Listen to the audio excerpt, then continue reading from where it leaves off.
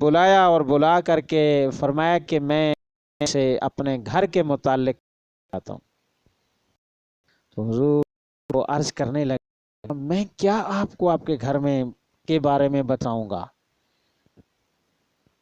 میں تو اس لائق نہیں ہوں۔ حضور نے فرمایا میں حکم دے رہا ہوں، میں پوچھ رہا ہوں۔ تو فرمایا یا رسول اللہ اگر آپ مجھ سے پوچھنا چاہتے ہیں تو پھر میں کوئی بات آپ سے پوچھ سکتا ہوں، آپ ناراض تو نہیں ہوں گے؟ حضور نے فرمایا نہیں میں ناراض نہیں ہوں گا۔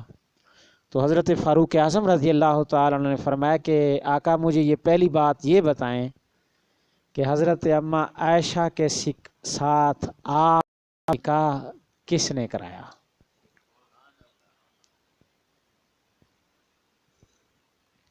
مجھے آپ یہ بتائیں کہ حضرت کے ساتھ آپ کا نکاح کس نے کرایا ہے؟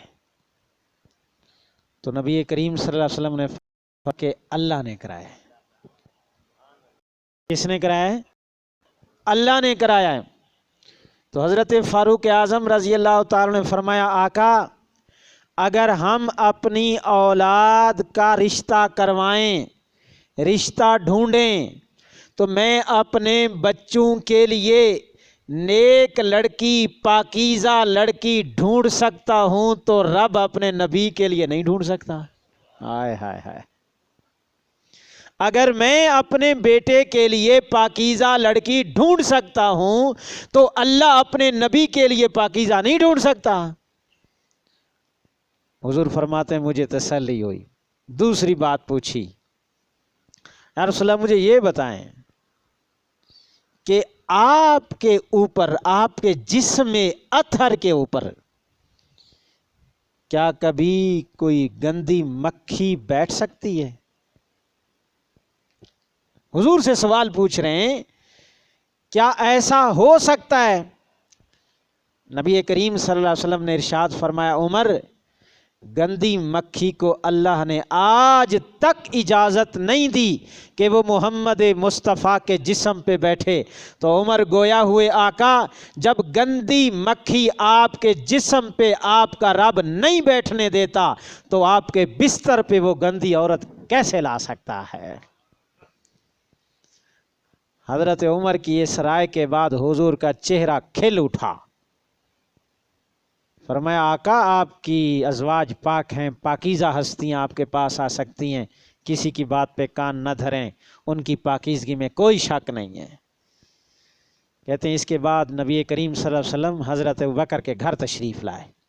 حضرت ام عائشہ فرماتی ہیں کہ حضور جب گھر تشریف لائے تو پہلی دفعہ میرے قریب آ کے بیٹھے، یعنی اس عرصے میں جو غزوہ بنی مصطلق سے واپسی ہوئی گھر میں اور پھر وہاں سے میں اپنے میکے کے گھر آئی، اس دورانیے میں پہلی مرتبہ اللہ کے نبی صلی اللہ علیہ وسلم میرے قریب آ کے بیٹھے اور آ کر کے مجھے کہا عائشہ فتوبوا الی اللہ۔ کیا فرمایا؟ فتوبوا الی اللہ، اللہ سے توبہ کر لو، اللہ سے توبہ کر لو۔ جب یہ بات کی تو میرے والدین بھی بیٹھے ہوئے تھے، تو میں نے اپنے والد صاحب سے اور اپنی والدہ سے کہا عجبتا، آپ جواب دیں اللہ کے نبی صلی اللہ علیہ وسلم کو جو انہوں نے گفتگو کی ہے۔ تو کہتے ہیں کہ میرے والدین نے کہا ماذا نقولو، ہم کیا جواب دیں؟ لہذا وہ خاموش رہے، انہوں نے کوئی جواب نہیں دیا۔ کہتے ہیں پھر میرے جذبات ابھرے تو میں نے کہا واللہ لا اتوب، میں توبہ نہیں کروں گی، اس لیے کہ توبہ وہ کرتا ہے جس سے گناہ ہوا ہو، جس سے خطا ہوئی ہو، اور میرے سے کوئی خطا نہیں ہوئی، اللہ کو اس بات کا بخوبی علم ہے۔ لہذا آج میری کیفیت یہ کہ اگر میں سچ بولوں تو آپ یقین نہیں کریں گے، یعنی اللہ کے نبی سے فرمایا اگر میں سچ بولوں اور میں بول رہی ہوں کہ میں بری ہوں لیکن آپ کو یقین نہیں آ رہا، اور اگر میں جھوٹ بولوں تو آپ کو یقین آ جائے گا، لہذا میرا اللہ میری مدد کرے گا۔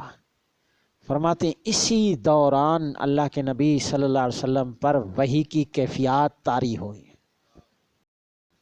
سبحان اللہ، کیا پستیاں، کیسے لوگ تھے، کیسے صاف دل اور صاف گو لوگ تھے.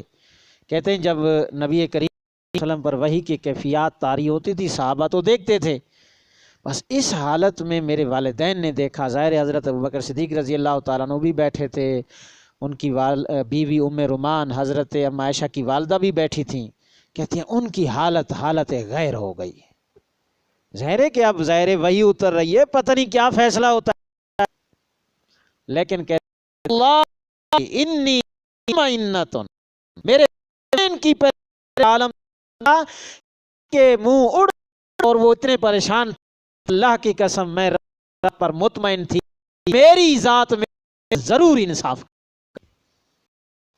کہتے ہیں تھوڑی دیر نبی کریم صلی اللہ علیہ وسلم یہی جملے نے ابھی آج کے درس میں پڑھے. فرمایا ابشری بشارت ان قد براک من السماء، اللہ نے آسمانوں سے رات اتار دی.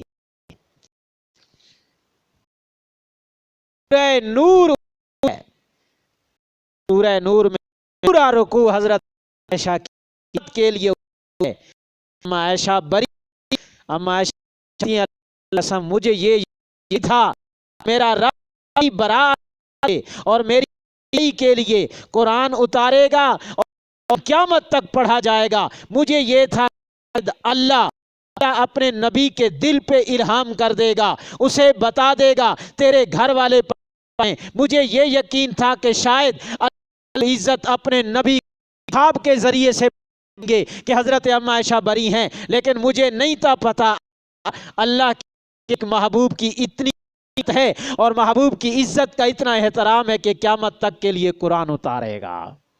چنانچہ قرآن اترا، برات اتری. تو جب یہ بات حضور نے فرمائی تو حضرت اما حضرت عائشہ رسول اللہ صلی اللہ علیہ وسلم اٹھیے اور نبی ادا کر کہ یہ انہی سے ہیں اما جی مجھ کا شکر ادا جس نے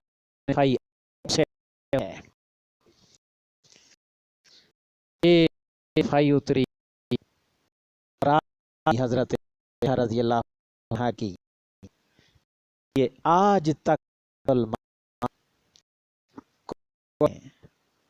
اما عائشہ کی قائل رہے ہیں اور کیا نہیں، ظاہر کلام کیا نہیں ہے نا، وہ تو ابد الاباد ہے، ہمیشہ ہمیشہ کے لیے بات کا اظہار کرتا رہے گا. اور مسلمانوں کا یہی عقیدہ ہے کہ امہات المومنین ازواج مطہرات اہل بیت ان کی بہت بڑی عظمت ہے. ایسے ہے کہ نہیں ہے؟ اسی لیے آپ کے علم میں ہونا چاہیے کہ یہاں اللہ والے تھے بہت بڑے بزرگ لاہور میں، سائیں امیر رحمۃ اللہ تعالی علیہ. ایران میں اس وقت مغلیہ حکومت کے اثرات تھے تو وہاں سے نور جہاں، ایک تو پاکستان کی تھی یہ بھی شیعہ تھی، لیکن وہ نور جہاں جو مغلیہ حکومت کی تھی، اس نے ایک ذاکر کو بھیجا کہ جاؤ اور وہاں پر جا کر کے نا ان سنی علماء کو قائل کرو، مناظرے کرو. تو ایک ذاکر آیا لاہور. سب سے پہلے اس نے کہا چلو یہ صوفی ہیں، بزرگ ہیں، بجائے اس کے کہ میں ان کے پاس جاؤں پاس جاتا ہوں. ان کے پاس گئے تو اللہ والے پہچان لیتے ہیں یہ مہمان آ رہا ہے، اس مہمان کا اکرام کرو، اس کو ٹھہراؤ اپنے پاس، لیکن اتنی بات ضرور ہے اس کا اندر کالا ہے. ہاں مہمان ہے ٹھہراؤ. پہلے دن ٹھہرایا، دوسرے دن جب 3 دن ہو گئے پوچھا کس لیے آئے ہو؟ کہا کہ میں اہل بیت کی شان سنانے آیا ہوں. تو حضرت نے کہا کہ واہ سبحان اللہ، اہل بیت کو کون نہیں مانتا؟ ہم سب مانتے ہیں نا، ہمارے ایمان کا جز ہے کہ نہیں ہے؟ اہل بیت اللہ کی قسم وہ عزت والے ہیں، عزت والے ہیں، ان کی خاک بھی سروں کا سرخوں کا سرما ہے، ان کی عظمت انکار نہ کرنے والا تو نہیں ہو سکتا. ایسے ہے کہ نہیں ہے؟ کہا واہ سبحان اللہ. کہا کہ اہل بیت کی پڑھے تو ایمان بڑھے، کی کوئی پڑھے کا ایمان بڑھے. ہو سکتا ہے کہ کوئی انکار کیا شان ہے. ہم نے شان بتاؤں. حسین رضی اللہ تعالیٰ شان ہے کہ جہاں دفن ہے اس جگہ پر، اس کے دائیں، اس کے بائیں، اس کے سامنے، ان کے پیچھے 40 میل تک جو آدمی دفن ہوتا ہے اللہ حضرت حسین کی وجہ سے اس کی مغفرت کر دیتے ہیں.